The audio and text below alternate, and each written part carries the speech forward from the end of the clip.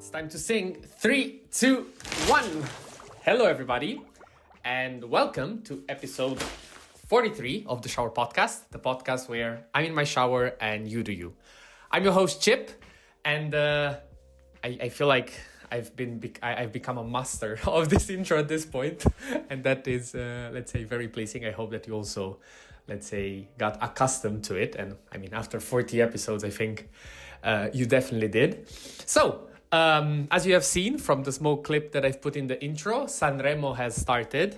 And first of all, I mean, again, I shouldn't, let's say, assume that all of you know what that is. I mean, for all my Italian friends and people that are listening from Italy, they of course know.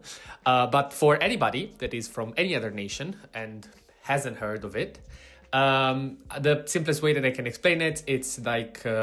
I don't know if it's 75 years old now, and it's the national festival of music, and whoever wins goes to Eurovision. I think you might have heard of that. Like, it's the, say, Europe equivalent of Sanremo.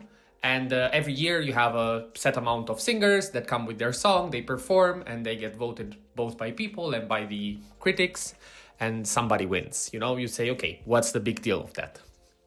The thing is that it's not just about music. The beautiful thing about Sanremo, and what I will, let's say, try to expand a bit upon, is that it's not just about music, as I said. So it brings I've been telling this to my girlfriend last night when she asked, what's the big deal? It's like people waiting for Christmas, for Easter. Like, people takes days off than the day after because it ends up like it finishes at 2 a.m. in the morning. And it's really a big deal. And it is a big deal because it set up trends, it opens discussions. It is really a stage upon, of course, people go there to, use their music and, make really a step up in their career very oftenly.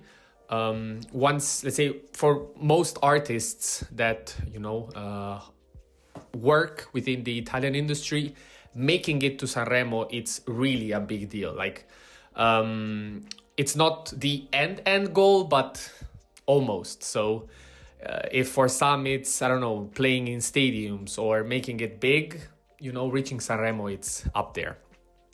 But I don't want to use this episode to explain to you what Sanremo is. I mean, that you can search up anywhere. I want to just give you my take on it and what really, gets me excited about it, let's say. Of course, I mean, I haven't said it till now, but you have to forgive me again for the for the title. But there is a reason why, I want to argument in that way. The reason why I said I hate Sanremo, it's because, as with most things, it brings a lot of, let's say, separation between people. It brings a lot of discussion, but also in a negative way, because I do believe it's, and it has been also for me, it is a, let's say, it shows how inclusivity and, being part of something can be frustrating, especially when you are not welcomed, let's say, in the way that you want to, let's say, join this kind of events.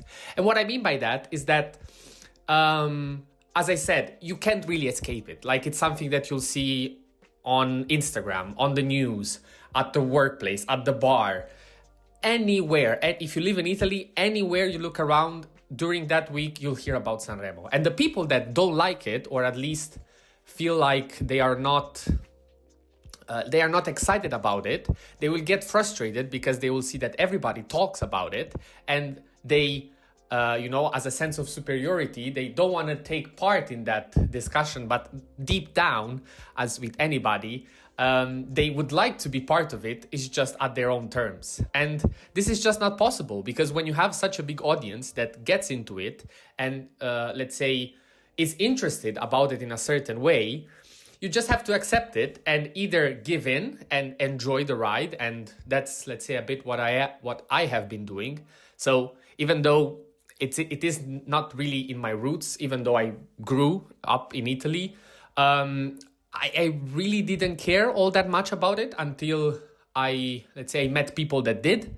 And with them, I started enjoying it. Again, not for the show itself, but for everything that happened around it. And even though, again, it's not something that I deeply care about or that represents me. And again, it also maybe connects a bit to my, level of how Italian I feel. I really do believe that if you care about Sanremo and if it's something that, you not look up to, but, it's a topic that you care about, it shows your, your level of connection to the country also.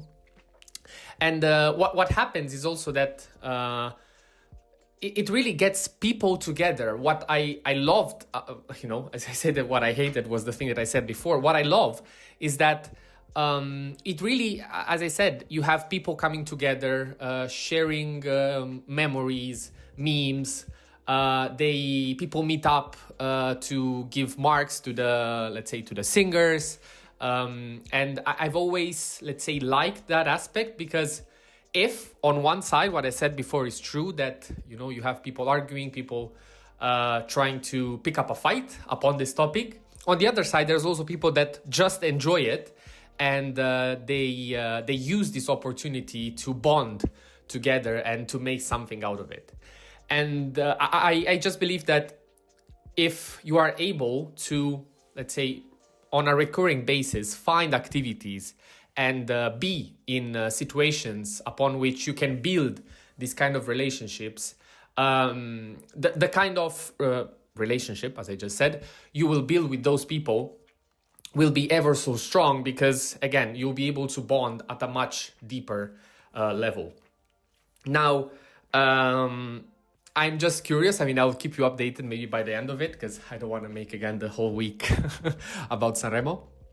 But if interesting stuff will come up, and it will most likely, I will be sure to point them out in the daily podcasts.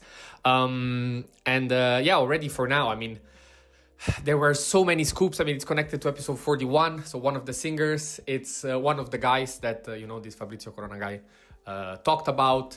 Also, two other participants are, it's rumored that they had an affair with the singer that I just mentioned, which was the husband of the wife that had the affair with these two.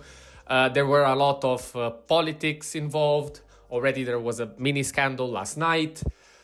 There's the beauty that everything is live, so really anything can happen. It's really a show, and in the real, definition of a show, anything can happen.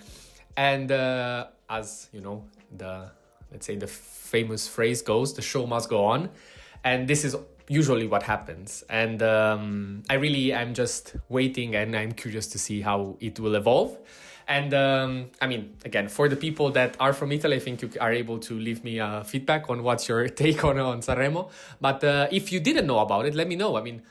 It's I think it's available. It's streamed, not worldwide, but there are several channels upon which you can, follow it. If you have a VPN, let's say that if you make yourself as you are from Italy, you'll find plenty of websites upon which you can stream it for free. So go ahead and give it a look.